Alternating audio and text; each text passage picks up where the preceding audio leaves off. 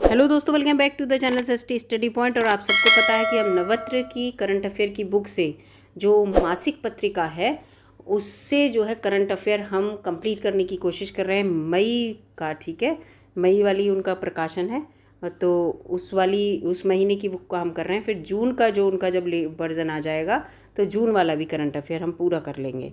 बहुत अच्छी बुक है, पूरा डिटेल में इसमें दिया हुआ है और बाकायदा पूरा यहाँ पर फ्लो चार्ट के थ्रू समझाते हैं। आपने वीडियो में देखा होगा।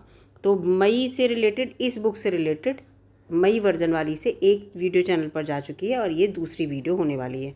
वीडियो अगर अच्छी लग रही हो दोस्तों लाइक कीजिएगा, चैनल पर नए हो तो सब्सक्राइब कीजिएगा। आज का जो पहला क्वेश्चन है वो यहाँ पर ये आपको दिख रहा है। प्रधानमंत्री के द्वारा रीवा यानी कि एमपी में विभिन्न परियोजनाओं का लोकार्पण किया गया और शिलान्यास किया गया। तो यहाँ पर पूरा ये दिया हुआ है, देखो उत्तर प्रदेश, ये पूरा यहाँ पे दिया है। 24 अप्रैल 2023 को प्रधानमंत्री नरेंद्र मोदी जी ने रीवा मध्य प्रदेश में राष्ट्रीय पंचायती राज दिवस कब होता है ये बताइएगा। तो ये 24 अप्रैल को होता है। देखिए कॉमन सेंस लगाकर यहाँ पर समारोह को संबोधित किया था और उन्होंने इस अवसर पर 17,000 करोड़ रुपए की परियोजना का लोकार्पण और शिलान्यास किया था। ये रुपए आ सकते हैं, अभी जो जितनी भी एग्ज़ाम हुए हैं उनमें पूरा बजट का लेकर जो रुपए से रिलेटेड है वो बहुत क्वेश्चन आए थे। यहाँ पर पूरा लिखा है। और इन्होंने पंचायती स्तर पर सार्वजनिक खरीद हेतु ई ग्राम स्वराज और GEM पोर्टल का उद्घाटन किया। यानी कि एक तो ई ग्राम स्वराज है, ठीक है, और एक क्या है GEM, ये दोनों पोर्टल का उद्घाटन किया। लगभग 2300 करोड़ रुपए की विभिन्न रेल परियोजनाओं का उद्घाटन किया। जल जीवन मिशन के तहत 7,000 करोड़ रुपए की परियोजनाओं का शिलान्यास किया। और प्रधानमंत्री जी द्वारा की गई अन्य गतिविधियां, प्रधानमंत्री ने लाभार्थियों को 35 लाख रुपए के स्वामित्व संपत्ति कार्ड सौंपा। प्रधानमंत्री आवास ग्रामीण जो आवास योजना है ग्रामीण के लिए 4 लाख से अधिक लाभार्थियों को गृह प्रवेश का कार्यक्रम में उसमें भाग लिया। प्रधानमंत्री की ओर से विकास की ओर साझे कदम नामक अभियान की शुरुआत हुई। ये नया कार्यक्रम है, विकास की ओर साझे कदम, इसकी शुरुआत की गई। और इस अभियान का जो विषय था वो था समावेशी विकास, यानी कि सबका एक साथ विकास।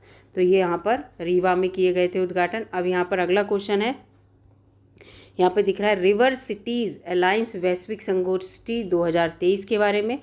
तो इसके बारे में पूरा यहाँ पे ये दिया है। यानी कि रिवर सिटीज़ अलायंस RCA वैश्विक संगोष्ठी 2023 का आयोजन जो है वो नई दिल्ली में हुआ। 4 मई 2023 को हुआ।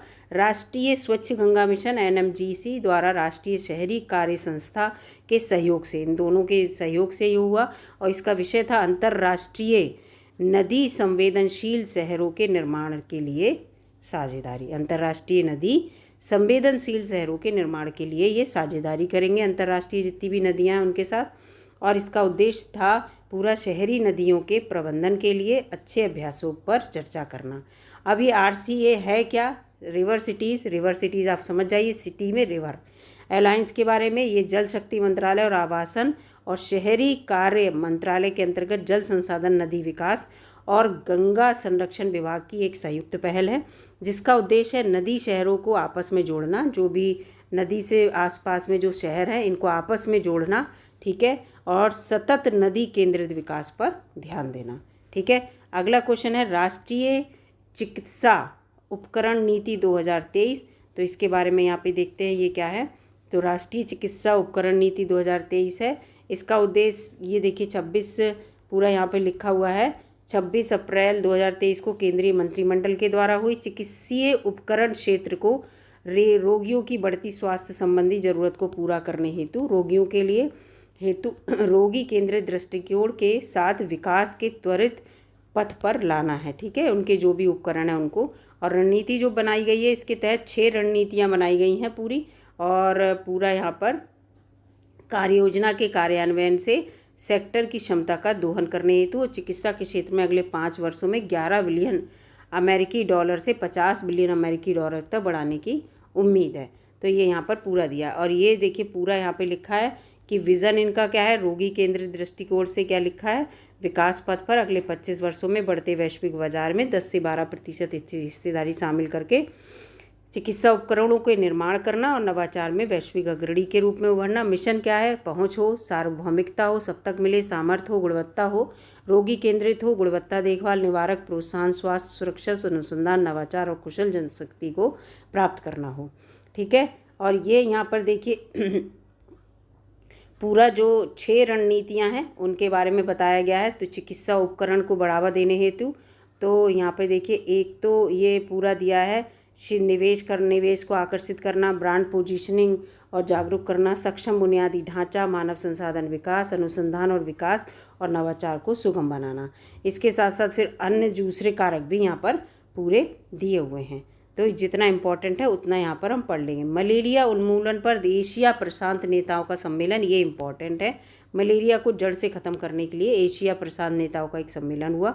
तो ये सम्मेलन जो है वो कहाँ हुआ, ये देखिए पूरा लिखा है, नई दिल्ली में ये सम्मेलन हुआ और 24 अप्रैल 2023 को हुआ। स्वास्थ्य और परिवार कल्याण मंत्रालय भारत सरकार के द्वारा एशिया प्रशांत क्षेत्र के नेताओं का मलेरिया संगठन के सहयोग से हुआ। इसका उद्देश्य था वर्ष 2023 तक मलेरिया उन्मूलन के लिए कार्यवाही को प्रोत्साहित करने हेतु राजनीतिक प्रतिबद्धता की पुष्टि करना पूरा। इस सम्मेलन की अध्यक्षता नीति आयोग के जो सदस्य थे स्वास्थ्य से संबंधित हैं, हेल्थ से, डॉक्टर वी.के. पॉल ने की थी अध्यक्षता। ठीक है, इसको ये क्वेश्चन भी आ सकता है अध्यक्षता वाला।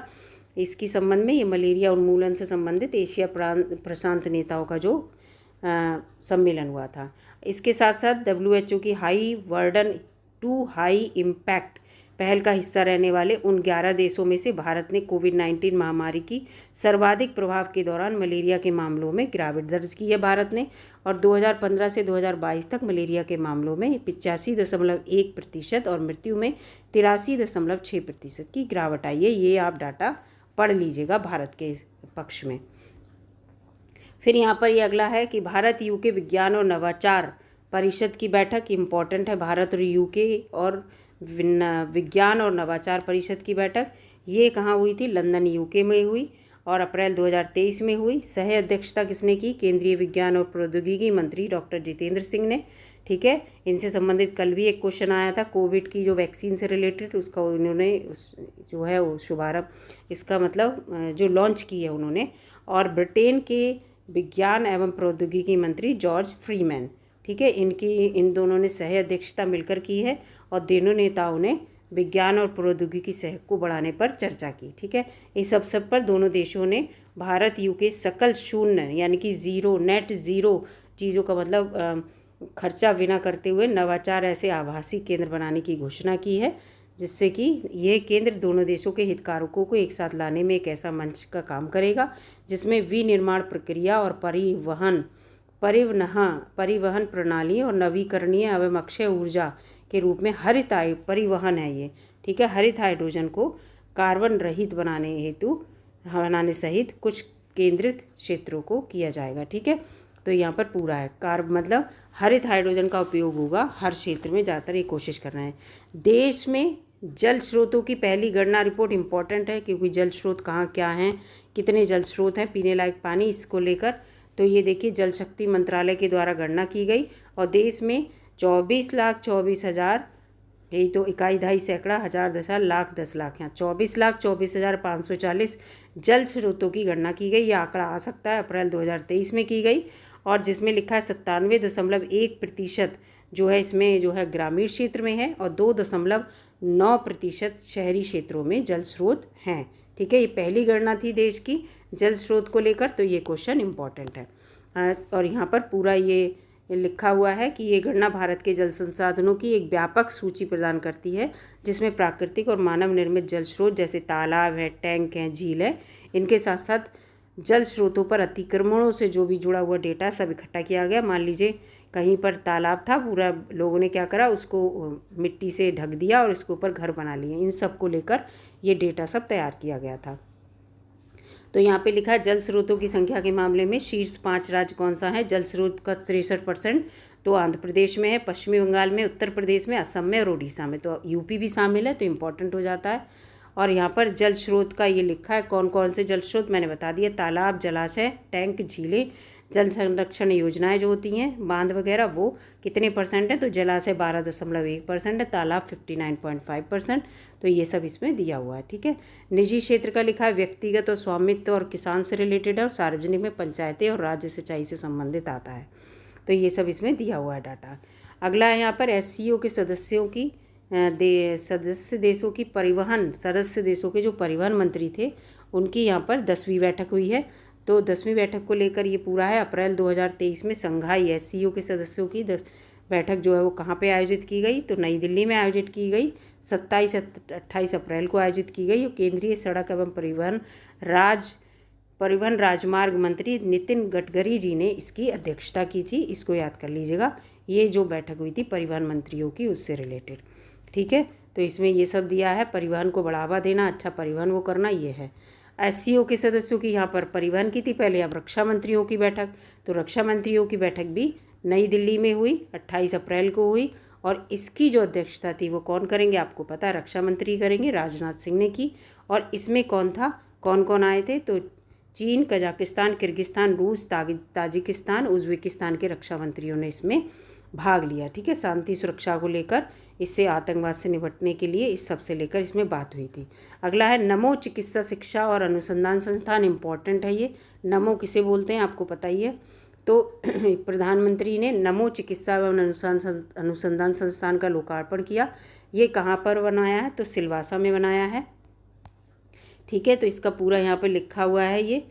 तो ये देखिए सिलवासा कहाँ है, दादरा, ये देखो सिलवासा दादरा और नगर हवेली और दमन एंड दीव की राजधानी है सिलवासा। यहाँ पर बना है, 25 अप्रैल को लोकार्पण हुआ। और इसकी जो नींव थी वो जनवरी 2019 में रखी थी नरेंद्र मोदी जी ने। तो ये जो है चिकित्सा और अनुसंधान संस्थान जो है सिलवासा में बना है, इसलिए इम्पोर्टेंट है। ये केंद्र शासित प्रदेश है। और ये पूरा लिखा है कि ये संस्थान भारत सरकार के स्वास्थ्य एवं परिवार कल्याण मंत्रालय के तहत बना है। ये संस्थान विस्तारित है, शामली रोड पर 14.48 एकड़ के हरे भरे क्षेत्र में बनाया गया है। ये संस्थान medical college Shri Vinoba Bhave civil अस्पताल सिलवासा से संबद्ध रहेगा। ठीक है, तो ये काफ़ी इससे क्वेश्चन आपको मिल गए। अब अंतर्राष्ट्रीय परिदृश्य से आ जाते हैं। अभी तक राष्ट्रीय परिदृश्य से क्वेश्चन थे। अंतर्राष्ट्रीय जैव विविधता दिवस आपको पता है कब मनाते हैं, तो इसके बारे में बताने की ज़रूरत नहीं है, ये आपको क्वेश्चन पता ही होगा, लेकिन फिर भी मैं यहाँ पर बता दे रही हूँ। 22 मई 2023 को हमने मनाया, यानी कि 22 मई को हर वर्ष हम इसे मनाते हैं। मुख्य विषय इस बार क्या था, समझौते से जैव विविधता से कार्रवाई तक जैव विविधता का निर्माण करें, from agreement to action, build back biodiversity, यानी कि बायोडाइवर्सिटी बहुत ज़्यादा हम बढ़ाएं। उद्देश्य क्या था, जैव विविधता के संरक्षण के बारे में लोगों को जागरूक करना। ठीक है, और ये देखो यहाँ पर पूरा लिखा है कि संयुक्त राष्ट्र महासभा ने दिसंबर 2000 में इस दिवस को मनाए जाने की घोषणा की थी। ठीक है, तब से ये दिवस मनाया जा रहा है 22 मई को। ठीक है, जैव विविधता क्या होता है, ये शब्द सर्वप्रथम प्रयोग 1985 में डब्ल्यू जी रोजन ने किया था। इस शब्द का प्रयोग, इसको याद रखना, क्वेश्चन आता है, 1985 में किया था डब्ल्यू जी रोजन। ठीक है, ऐसे इनका नाम इंग्लिश में होता है, इनने किया था। ये पृथ्वी पर मौजूद जीवन की विविधता और परिवर्तनशीलता से संदर्भित है। जैव विविधता से ये समझ लीजिए कि इस पृथ्वी पर जितने भी प्रकार के जीव जंतु, पेड़ पौधे, कीट पतंगे, जो कुछ भी है वो जैव विविधता के अंतर्गत आता है। कि जैव माने जो भी जीव जंतु हैं वो विविध प्रकार के, बहुत सारे प्रकार के यहाँ पर हैं, और सब एक दूसरे पर निर्भर हैं। अगर एक कम हुआ तो दूसरा उससे प्रभावित होगा। संयुक्त राष्ट्र पर्यावरण कार्यक्रम यानी कि यूनेप के अनुसार जैव विविधता विशिष्ट और आनुवांशिक प्रजाति और पारिस्थितिकी तंत्र के विविधता के स्तर को मापता है। ठीक है, इसमें ये सब लिखा हुआ है। तो यहाँ पर ये सब, ये देखो 1 मिलियन जानवरों और पौधों की प्रजातियों पर अब विलुप्त होने का जो है खतरा मंडरा रहा है, और इनको विलुप्त नहीं होना चाहिए, इससे हम लोगों को भी प्रॉब्लम होगी। फ्यूचर ऑफ जॉब रिपोर्ट 2023 के बारे में है। तो फ्यूचर ऑफ जॉब रिपोर्ट जो है, देखिए 2023 ये द्विवार्षिक रिपोर्ट है, मई 2023 में आई, इसको याद रखना। ये चौथा इसका संस्करण है। कौन इसको जारी करता है, विश्व आर्थिक मंच, WEF। ठीक है, विश्व आर्थिक मंच इसको जारी करता है, और पहला संस्करण इसका 2016 में हुआ था, फ्यूचर ऑफ जॉब रिपोर्ट। ठीक है, रिपोर्ट में प्रमुख निष्कर्ष क्या है, रिपोर्ट के अनुसार artificial intelligent, machine learning, data संबंधित रोजगार के क्षेत्र में सृजन की उम्मीद है। रिपोर्ट के अनुसार अगले 5 वर्षों में लगभग 1/4 यानी कि 23% रोजगार के स्वरूप में बदलाव आएगा।